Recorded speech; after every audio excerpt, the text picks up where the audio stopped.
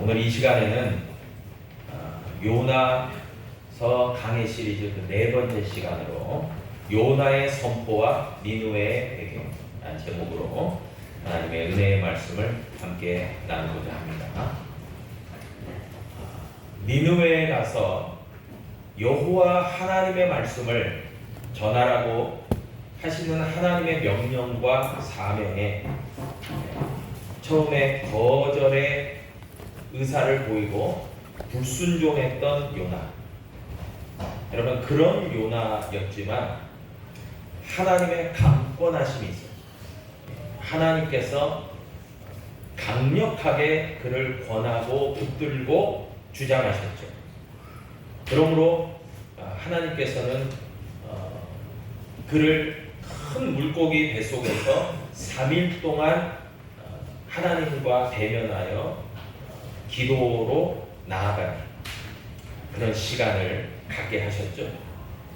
그런 가운데서 요나는 하나님의 뜻을 발견하게 되고 감사의 기도를 드리게 됩니다. 그리고 이제 오늘 본문 요나 3장이 시작이 됩니다. 뭔가 터닝 포인트가 된 거죠. 그래서 요나의 삶은 이전과는 사뭇 다르게 전개되었습니다. 여러분, 요나는 한마디로 이야기하면 죽다가 살아났어요. 구원의 하나님을 경험하게 된 거죠. 그뿐만이 아니라 사명을 재확인하게 된 겁니다. 여러분, 구원받았다. 두 가지 의미가 있을 겁니다. 한 가지는 내가 영적으로 내가 사망 권세에서 풀려나고 하나님의 생명을 얻게 되었다. 영생을 소유하게 되었다. 그런 영적이고도 궁극적인 구원이 있겠죠. 그런데 또 다른 의미에서의 구원은 어떻습니까? 우리의 삶이 달라진 거예요. 여러분, 비포와 애프터가 있는 거죠. 내가 분명히 신앙생활을 하면서 하나님 앞에 믿음으로 나아가게 되면서 내 삶이 달라진 거예요. 변화된 겁니다. 좋게 바뀐 겁니다. 이전에는 하나님께서 보시기에 부끄럽고 초라하고 별 볼 일 없고 내가 보기에도 참 그랬는데 이제는 하나님 보시기에도 참 귀한 존재, 복된 존재, 아름다운 존재로 변화되게 된 겁니다. 여러분, 그렇게 요나가 바뀌게 된 겁니다. 그렇게 요나는 다시 한번 하나님의 구원을 경험하고 사명을 재확인하면서 이제 니느웨로 가게 되었습니다. 여러분, 오늘 요나 3장 1절이 다음과 같이 시작합니다. 여호와의 말씀이 두 번째로 요나에게 임하니라 말씀합니다. 두 번째로 임했다. 여러분, 그러면 처음에는 어떻게 임했을까요? 요나 1장 1절이 얘기합니다. 여호와의 말씀이 아미떼의 아들 요나에게 임하니라. 첫 번째 부르심이 있었어요. 첫 번째 사명이 주어지는 게 있었어요. 그런데 첫 번째는 어땠습니까? 하나님의 첫 번째 부르심에 요나는 완강하게 거부 의사를 보이고 불순종했던 요나였습니다. 그런데 하나님께서 요나를 강권하심으로 요나는 고난의 그리고 깊은 기도의 터널을 통과하게 된 거예요. 여러분, 이런 필터링, 영적 필터링의 작업이 굉장히 우리에게도 필요한 것 같아요. 여러분, 우리의 어떤 마음과 생각과 우리의 어떤 사상과 우리의 삶은 굉장히 세상을 살아가면서 찌듭니다. 그렇지 않습니까? 많이 때를 묻는 거예요, 한마디로. 세상의 어떤 시험과 유혹과 죄와 이런 것들로 더럽혀집니다. 여러분, 그럴 때에 우리는 이런 고난도요. 왜 고난이 성경에서 보면 고난이 왜 유익이라고 합니까? 왜 고난이 우리에게 이로움이 되었다라고 이야기합니까? 고난을 통해서 그 어려움을 통해서 그런 영적 필터링의 작업을 통해서 하나님께 더 나아가게 됐기 때문에 하나님 앞에 더 믿음으로 가까이 갔기 때문에 고난이 유익이 있는 거예요. 여러분, 고통이 얼마나 고통스럽습니까? 그런데 왜 고난이 유익이냐? 하나님께 가까이 나아가는 통로가 되었기 때문에 그렇죠. 여러분, 또한 이런 영적 필터링에서 중요한 게 깊은 기도 아니겠습니까? 깊은 기도 가운데 야곱의 약복강의 기도 가운데서 하나님을 대면하여 하나님을 만난 거죠. 여러분, 그렇기 때문에 고난과 기도라고 하는 그런 영적 필터링을 통해서 이 요나는요 다시 한번 하나님의 뜻을 확인하게 된 겁니다. 두 번째 그 부르심에서 말이에요. 그리고 니느웨로 가게 되었던 것입니다. 여러분, 이것을 통해서 우리가 분명히 첫 번째로 알게 되는 것이 있어요. 그것은 무엇이냐면 하나님께서는 결코 우리를 포기하지 아니하시고 다시금 우리에게 사명을 주신다라는 것입니다. 여러분, 예수님께서 붙잡히시던 밤에 두려움에 휩싸였던 제자들은, 특별히 수제자였던 베드로는 예수님을 3번이나 모른다라고 부인했어요.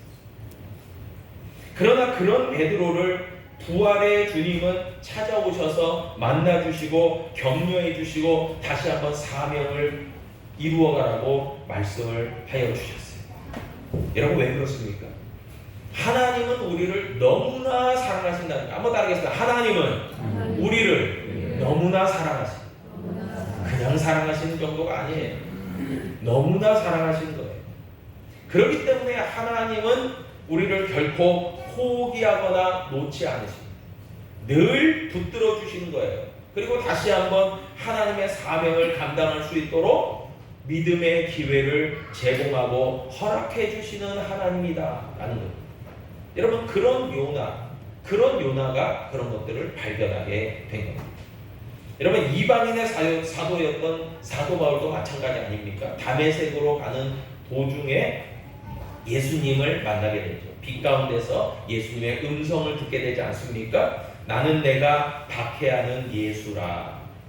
그 음성과 빛 가운데서 예수님을 만나고 바울은 자신의 지난날의 잘못과 죄를 깨닫게 되죠. 그리고 회심하게 됩니다. 돌이키게 됩니다. 새롭게 태어나게 됩니다. 그러면서 이 바울은 교회와 예수를 핍박하던 자에서, 회방하던 자에서 복음을 이방인에게 전하는 사도로서의 사명을 감당하는 그 사명자가 된 것이죠. 여러분, 하나님께서는요 우리의 과거의 잘못을 지적하실 뿐만이 아니라 깨닫게 하시고 그 잘못을 돌이키고 그 다음에는 용서해 주시기를 원하시는 하나님이라는 거예요. 여러분, 그런데 그냥 용서가 이루어지는 게 아니에요. 우리가 오늘 본문에서도 쭉 이야기를 하겠지만 하나님은 죄를 지적하십니다. 그리고 깨닫게 하십니다. 그리고 돌이키라고 하십니다. 그 다음에 그 모든 죄를 용서해 주시는 하나님이라는 것이죠. 여러분, 오늘 본문에서 요나는요 하나님께로부터 다시 한번 사명을 재차받고 니느웨로 가서 하나님의 사명을 감당하게 됩니다. 그래서 오늘 요나 3장 2절에 보니까 다음과 같이 말합니다. 일어나 사명을 감당하러 나가는 이 요나의 모습을 아주 극명하게 보여주죠. 일어나 저 큰 섬은 니느웨로 가서 내가 내게 명한 바를 그들에게 선포하라 라고 얘기해요. 여러분, 선포라고 하는 것이 선포와 설득이 조금 차이가 있습니다. 여러분, 설득은요 자세하게 풀어 설명하고 이해를 시키고 납득을 시키고 그 사람으로 하여금 그것을 잘 받아들이게끔 하는 것이 설득이라고 한다면, 선포, 프로클레임, 이 선포라고 하는 것은요 외치는 거예요. 마치 세례 요한이 광야에 외치는 소리였잖아요. 회개하라, 천국이 가까이 왔다. 외친 거예요. 선포한 거예요. 여러분, 선포와 설득은 좀 차이가 있습니다. 하나님께서는 선포하라고 한 거예요, 요나에게. 그래서 요나는요 그 말씀에 순종하고 3절에 보니까 3장 3절에 보니까 요나가 여호와의 말씀대로 일어나서 니느웨로 간다 그랬습니다. 이제 니느웨로 결국 가게 된 겁니다. 하나님의 강권하신 가운데서, 하나님의 사명을 재차 두 번째로 부르신 가운데서 말이에요. 여러분 이렇게 순종할 수 있었던, 결단할 수 있었던 이유는 분명합니다. 요나는요 물고기 뱃속에서 3일 동안 있으면서 깊은 성찰과 깨달음이 있었어요. 여러분 이것이 굉장히 중요한 것 같아요.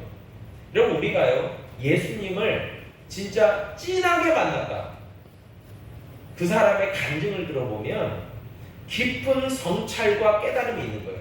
성찰이 뭡니까? 자기 자신을 돌아본 거예요. 내가 하나님 앞에 비추어서, 하나님의 말씀 앞에 비추어서 나는 어떤 존재인가 확인하게 된 거예요.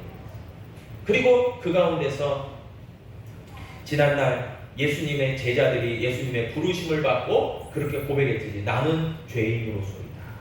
그 고백이 있었던 거예요. 여러분 이런 깊은 성찰과 깨달음 가운데서 믿음의 순종이 나오는 겁니다. 그냥 하겠습니다, 뭣도 모르고 하겠다는 게 아니에요. 하나님의 사명을 깨닫고 이 성찰과 깨달음 가운데서 주여 주님의 뜻이라면, 하나님의 말씀이라면 제가 순종하겠습니다, 이게 나오는 거죠. 여러분 지난날에 자신의 어떤 개인적인 감정, 그리고 생각, 주관, 그리고 자신의 뜻에 좌우돼서 어떤 선택과 결정을 했다면 요나도 마찬가지예요. 근데 이제는 그러지 않아요. 그런 선택과 결정의 주요 요소가요 자신의 개인적 감정, 민족의 어떤 장래, 그리고 자신의 어떤 생각과 주관, 뜻이 이전에는 선택과 결정의 핵심적 요소였어요. 결정적 요소였어요. 그러나 이제는 그러지 않아요. 그 모든 것을 배제하고 온전히 하나님의 뜻대로 하겠습니다, 말씀대로 하겠습니다, 이게 요나의 선택과 결정이었다는 거죠. 그리고 굉장히 달라진 겁니다. 굉장히 업그레이드 된 거예요. 여러분 이렇게 믿음의 순종을 할 때에 어떤 복이 있느냐, 구약 신명기 28장 1절에서 다음과 같이 얘기합니다. 내가 내 하나님 여호와의 말씀을 삼가 듣고 내가 오늘 내게 명령하는 그의 모든 명령을 지켜 행하면 내 하나님 여호와께서 너를 세계의 모든 민족 위에 뛰어나게 하실 것이라. 아멘. 아멘. 놀라운 복을 주시는 거예요, 하나님. 그래서 이제 이 신명기 28장은 이제 쭉 읽어보시면 알겠지만 들어가도 복을 받고 나가도 복을 받고. 여러분 이게 미국의 3대 햄버거 체인 중에 하나인 인앤아웃이에요. 여러분 캘리포니아에 LA에 혹시 가실 기회가 있으시면 인앤아웃 버거를 꼭 드셔보세요. 진짜 프레시하고 너무 맛있어요. 그거 못 믿겠는데요, 한번 가보세요. 근데 우리나라에는 없습니다. 왜냐하면 인앤아웃은 그 품질 관리를 하기 위해서 외국으로 수출을 안 해요.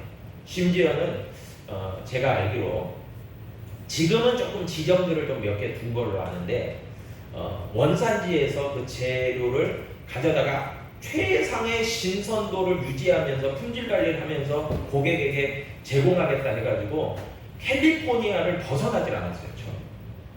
그런데 하도 요청이 있으니까 이제 미국에는 여러 곳에 지점들을 둔 걸로 제가 알고 있는데 지금도 그렇게 문어발식으로 그렇게 막 확장을 안 합니다. 왜냐하면 품질 관리가 우선이니까.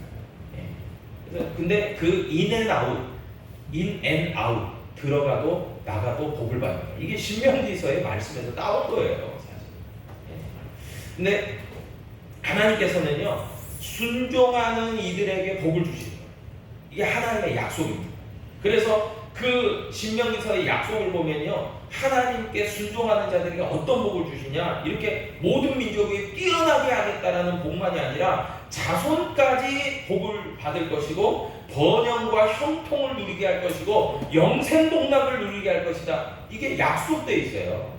여러분 그것을 믿는 저와 여러분 되시기를 축복합니다. 순종하는 자에게 이렇게 엄청난 약속을 해주신 거예요, 하나님께서. 요나가요 그렇게 하나님의 뜻에 순종해서 사명의 자리로 가게 됩니다. 이제 두 번째로 넘어가는 것은 오늘 설교의 제목처럼 요나의 선포와 니느웨의 회개입니다. 여러분 요나가요 큰 성읍 니느웨로 가게 됐습니다. 성경에서 굳이 큰 성읍이다 라고 언급한 이유가 있어요. 요나서 3장 3절에 보니까 니느웨는 사흘 동안 걸을 만큼 하나님 앞에 큰 성읍이더라. 사흘 3일 동안 걸어야 될 만큼 하나님 앞에 큰 성읍이었다 그랬어요. 여러분 고고학적 발견을 보니까 니느웨, 아시리아 아수르의 수도죠. 이 니느웨가요 성벽의 둘레가 자그마치 13km라고 해요. 뺑 둘렀을 때 13km예요. 그리고 전체 면적, 그 니느웨 성읍의 전체 면적이 220만 평이었다. 어마어마하죠 사이즈가. 그리고 성벽의 높이가 낮은 데가 19m, 높은 데가 60m까지 됐다고 해요. 그리고 성문이 무려 15개. 그리고 막루라고 해서 이렇게 관찰하는 그 경비병들이 관찰하는 막루가 무려 1,500개가 있었다고 해요. 엄청난 큰 성읍이에요. 여러분 요나서의 설명과도 일치합니다.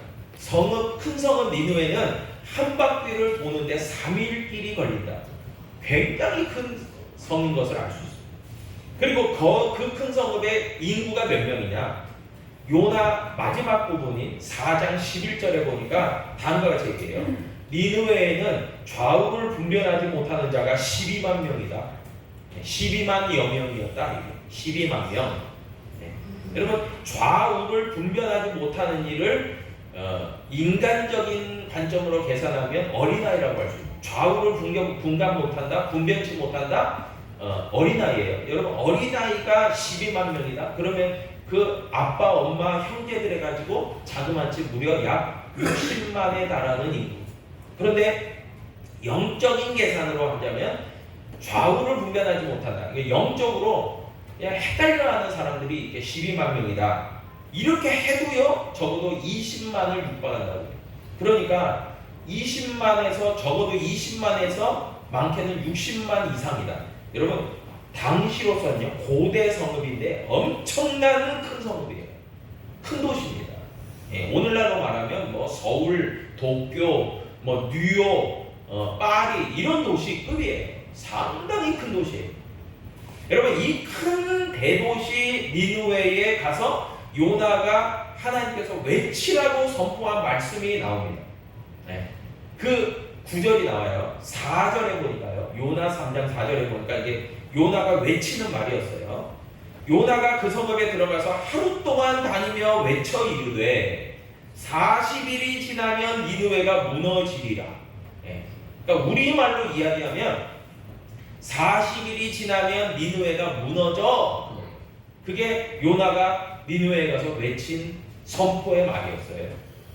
그런데 구약 히브리어 원어에 보면은 이 40일이 지나면 니느웨가 무너질 거야 라고 하는 것을 5글자로 표현해요. 네. 그래서 첫 번째 글자가 오드입니다. 오드. 여러분 이 오드라는 말이 부사예요. 그러니까 아직 더 남은 그 뜻이에요. 그러니까 미래에 어떤 일이 일어날 거야 라고 하는 말을 이야기하는 부사. 그 부사가 오드예요. 그런데 두 번째 나오는 단어가 아르바임입니다. 아르바임은요 40이라는 뜻입니다. 40. 예. 그래서 숫자 40을 아르바임이라고 해요. 그러니까 특별히 성경에서는 이 40이라는 숫자를 우리가 주목해야 돼요. 예수님도 광야에 성령의 이끌림 받아서 광야에서 40일을 이제 시험을 받으세요. 그러니까 40일 동안 이제 공생애를 시작하시기 전에 40일 동안을 이제 광야에서 수련하신 거예요. 그때 이제 말미에 사탄의 유혹이 있었어요. 네, 마귀가 시험을 해요. 예수님을. 네. 그게 이제 40이에요. 근데 이 40은 뜻하는 게 뭐냐? 심판과 시험을 뜻해요. 그러니까 40이라는 것은 광야 40년. 그러니까 이스라엘 백성들의 출애굽하고 가나안에 들어가기 전에 광야 40년이잖아요. 이 40이라는 숫자도 하나님의 시험을 의미해요. 심판을 의미해요. 예, 그러니까 그런 의미가 영적 의미가 40에는 포함되어 있습니다. 그리고 그 다음 단어가 용이에요. 용. 그래서 이 용은요 데이입니다. 날이에요. 그래서 시간 단위의 이 용을 얘기해요. 그래서 용이 나와요. 그리고 네 번째 단어가 니느베입니다. 니느베. 그러니까 우리로 말하면 이제 니느웨인데 이것을 히브리어로 발음하면 니느베입니다. 니느베. 그래서 니느베가 나오고요. 마지막 단어가 무너진다라는 뜻이 있는데 이 무너진다라는 말이 네헤페케트입니다. 네헤페케트. 그래서 이 무너진다라는 말은요 조금 강력한 무너짐이에요. 그냥 이렇게 적당히 그 벽이 그냥 택 무너졌다 이 의미가 아니라 뒤집어진다라는 의미가 있어요. 그러니까 뭡니까? 땅이 지축이 흔들리고 큰 지진이 날 정도로 확 뒤집히는 것을 얘기해요. 무너지는 걸 얘기해요. 그러니까 여리고성에 그 이스라엘 백성들이 여리고성을 7바퀴 돌잖아요. 7일 동안 돌고 마지막 7일째는 이제 더 돌고 하죠. 그럴 때 여리고성이 무너졌다. 그 무너지는 것도요. 고고학자들이 그렇게 추측을 하더라고요. 발굴을 해보니까 여리고성도 상당히 큰 성읍인데 뭐 굉장히 둘레도 두껍고 큰데 이것이 이제 무너진 것을 보니까 아마 큰 지진이 나서 무너진 것으로 이렇게 추정하는 그런 고고학 발굴이 있었어요. 여러분 그런 것처럼 여러분 네페케트가 얘기하는 것은 그냥 택 무너지는 게 아니라 그냥 지축을 흔들리면서 큰 지진이 나면 확 뒤집어져서 할 정도, 뒤집힐 정도의 무너짐이에요. 그러니까 완전히 그 가운데서 살아남은 사람이 있겠습니까? 다 죽는 거예요. 여러분 큰 지진이 나는데 누가 거기서 살아나나? 다 죽는 거죠. 네.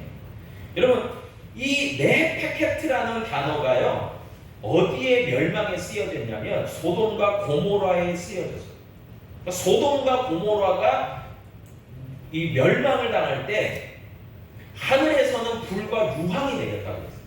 그리고 땅에서는 뭐가 있는 거예요? 지진이 난 거예요. 그러니까 무너진 거예요. 그러니까 그냥 하늘에서도 땅에서도 완전히 뒤집어져 버린 거예요. 거기서 살아남은 사람이 한 명이 없어요. 그 소돔과 고모라의 멸망에 네헤페케트가 쓰여요. 그러니까 하나님께서 니느웨를 멸망시킬 때 이렇게 멸망시킬 거다. 이게 무서운 심판이에요. 하나님의 심판. 그래서 이것을 이제 5마디를 쫙 붙이면은 오드 아르바임 용 니느베 네헤페케트예요. 이게. 그래서 이게 40일이 지나면 니느웨가 무너져요. 오드 아르바임 용 니느베 네헤페케트. 이거를 외친 거예요. 요나가 하룻길을 가면서. 그러니까 하룻길을 가면서 얼마나 외쳤을까 모르겠어요. 저는 이제 뭐 성경의 구체적인 얘기는 없지만 여러분 요나 4장을 보면은 요나가 상당히 소극적이에요. 왜냐하면 잘 아시다시피 이제 요나 4장을 다음 주에 제가 강의를 하겠는데 요나 4장에 보면요 요나는 솔직히 하나님께 구원함을 받고 감사하고 또 하나님의 뜻을 발견하고 사명을 재차 확인하고 갔음에도 불구하고 요나 4장에 보면 결과적으로 요나는요 니느웨가 망하면 좋겠다 이런 생각을 갖고 있었어요. 네, 이제 다음 주에 좀 자세하게 설명드리겠지만 그렇기 때문에 요나가요 니느웨 그 큰 성읍에 가서 하루를 가요. 3일 길을 가야 전체를 볼 수 있는데 하루 길을 가면서 오 아르바임 용 니느베 네헤페케트 이렇게 외칠 때요 소극적으로 외친 거예요. 큰 소리로 아르바임 용 니느베 네헤페케트 이렇게 안 해요. 제가 생각하기는 이렇게 성경을 보면서 생각하면서 그냥 지나가면서 그냥 소극적으로 안 할 수는 없어요. 그러니까 우리가 이제 뭐 이렇게 전도하러 가잖아요. 전도하러 가면 좀 하나님이 담대함도 주시고 하면은 반갑습니다. 광주 은혜교회에서 왔는데요. 예수님 믿으세요. 예수님 믿으면 복 받아요. 예수님 믿으면 참 좋아요. 우리 교회 한번 오세요. 이렇게 적극적으로 전도하는 분들도 개중에는 있지만 예를 들어서 전도를 하는데 부끄러워요. 많이 부끄러워요. 지나가는데 그 사람이 내 앞을 그냥 후딱 지나가면 좋겠어요. 빨리 지나가버리면 좋겠어요. 그러면 전도하려고 하다가 지나가 버리니까 어쩔 수 없네. 그런 마음 있잖아요. 그런데 그러면서 또 가서 전도를 하는데 하는 거죠. 예를 들어서 저 광주 은혜교회에서 하는데 그러면 저 사람 별로 무관심하게 그냥 획 하고 지나가 버리면 그냥 저 사람은 원래 전도의 대상이 아니었나 보다. 이러고 안심하고 막 이러는 거죠. 그러니까 요나가요 선포할 때 굉장히 소극적이었을 거라는 생각을 해요. 그리고 목소리도 좀 작고 걸어 다니면서 하는데 뭐 이렇게 적극적으로 안 할 거죠. 그러니까 작은 목소리로 그냥 아르바이요, 니왜 내일 뵙겠다? 뭐 이러면서 다닐 거예요. 제 생각에는. 근데 맞을 거예요. 굉장히 좀 소극적이고 뭐 선포는 해야 되겠지만 굳이 내가 이거 큰 소리로 해야 되나? 뭐 이러면서 이제 하루 종일 다닌 거예요. 여러분 그런데 결과가 놀랍습니다. 참 이게 보면 성경을 읽다 보면 참 재밌는 거예요. 사람이 하나님의 사명을 감당할 때도 뭐 그냥 열심으로 열성으로 막 열정적으로 막 안 해도 하나님의 뜻이 관철될 때가 있어요. 이게 니느웨에서 그랬어요. 요나가 이렇게 소극적이고 별로 열심히 안 하는데도 불구하고 요나의 선포의 결과는 어땠냐? 놀랍습니다. 요나 3장 5절 이하에 보니까요, 니느웨 사람들이 하나님을 믿고 금식을 선포하고 높고 낮은 자를 막론하고 굵은 베옷을 입은지라. 여러분, 왕 또는 높은 보좌에서 내려와서요, 왕이 왕복을 벗어요. 그 화려한 왕의 복장을 벗어던지고 굵은 베옷을 입어요. 그리고 제 위에 앉았다 그랬어요. 또한 왕과 대신들이 조서를 내려서요, 사람만이 아니라 짐승들까지 먹지도 말고 물도 마시지 마라 명령한 거예요. 여러분, 그리고 사람과 짐승이 똑같이 굵은 베옷을 입고 힘써 하나님께 부르짖어 기도하며 악한 길과 강포에서 떠날 것을 명령해요. 자, 보세요. 음식과 물을 금지했다. 이건요, 고대 근동 사회에서요, 전통적으로 나타나는 회개의 모습을 표현하는 거예요. 그러니까 음식과 물을 금지한다? 지금 중동, 이슬람권 거기서도 라마단 기간 해가지고 있어요. 라마단이라고 해서 금식 선포하는. 예. 그럴 때 보면 해가 질 때까지 음식을 못 먹어요. 예. 그러니까 이 사람들의 관점은 회개할 때는 음식과 물조차도 금지한다. 이거. 그러니까 그 정도로 깊이 뉘우치는 그런 자세를 보이는 거죠. 그래서 이런 절제가 뭘 의미하냐면, 왜 음식과 물을 안 먹냐면, 절제가 육체적 욕구를 철저하게 금함으로써 신도는 하나님께만 집중하겠다라는 신앙적 태도래요. 그러니까 음식을, 물을 안 먹어버리는 거예요. 그리고 또 이제 여기 보니까 베옷을 입었어요. 베옷. 여러분, 배는요, 거친 천입니다. 왜 이 거친 천을 두느냐? 왜 입냐? 이것도 역시 슬픔과 애통을 뜻해요. 그러니까 내가 죄를 졌다. 여러분, 죄인이 감옥에 가면서 화려하고 좋은 옷 입나요? 아니죠. 가장 검소한 옷을 입나요? 마찬가지예요. 베옷을 입는 것은요, 내가 슬픔에 처해 있다, 내가 고통을 당하고 있다, 그것을 표현하는 방식이에요. 옷부터. 그래서 왕에서부터 대신, 백성, 심지어 짐승에 이르기까지 베옷을 입혔대요. 짐승들이 뭘 알겠어요. 근데 짐승들까지 이렇게 했다는 거예요. 예. 그리고 마지막으로 보니까 제 위에 앉아요. 제는 뭐예요? 뭘 태우고 남은 찌꺼기가 제잖아요. 그 제가 뜻하는 것도 마찬가지예요. 슬픔과 애통을 뜻해요. 그래서 제 위에 앉았다, 죄를 뿌린다. 그 말의 의미는 내가 죄인임을 압니다. 나는 죄에 대해서 깊이 뉘우치고 있습니다. 그뿐만이 아니라 제가, 보세요, 이렇게 타고 남은 죄는요, 후 불면은 먼지가 돼서 더스트죠. 후 하고 날아갑니다. 여러분, 이 먼지와도 같은 존재가 납니다. 그걸 고백하는 거예요. 여러분, 그러니까 음식과 물을 먹지 않고 베옷을 입고 제 위에 앉았다. 이것을 종합하면요, 니느웨 백성들은 왕에서부터 일개 백성, 그리고 심지어는 짐승들에게 이르기까지 하나님의 심판의 선포를 듣고 철저하게 낮은 자리에 앉아서 하나님께 죄를 고백하고 뉘우치고 슬퍼하고 애통해하고 부르짖어 기도했다라는 것을 알 수 있는 거예요. 네. 그것이 오늘 성경 본문에 나오는 내용입니다. 그런데 그뿐만이 아니라 이게 참 위대한 거예요. 요나 3장 8절에 보니까요, 그들이 그렇게 하나님 앞에 심판하시겠다는 하나님 앞에 납작 엎드릴 뿐만이 아니라 악한 길과 강포에서 떠날 것을 결심하고 하나님 앞에 맹세하는 내용이 나와요. 이게 진짜 중요한 거예요. 그래서요, 진정한 회개는요, 깊은 죄 성찰, 깨달음, 뉘우침, 하나님 앞에 자비를 구하는 겸손한 마음과 자세 뿐만이 아니라 결론적으로 실제적인 자신의 삶을 변화시키겠습니다라고 하는 결단과 의지까지도 포함하는 것이 진정한 회개의 모습이라는 거예요. 니느웨 백성들. 그래서 하나님 앞에 정말 이렇게 무서운 심판을 하시겠다는 하나님 앞에 바짝 엎드립니다. 니느웨 백성들이요. 그러면 사실 요나는요, 니느웨 백성들이 안 그랬으면 좋겠어요. 철저하게 멸망했어요. 왜냐하면 자기의 조국인 이스라엘이 그래야 좋거든. 그런데 이렇게 결과가 난 거예요. 요나가 뭐 그냥 조금 소극적으로 해도 하나님은 그렇게 결과를 만들어 가셨어요. 왜 그러냐? 하나님은 왜 이런 결과를 이루어 주셨냐?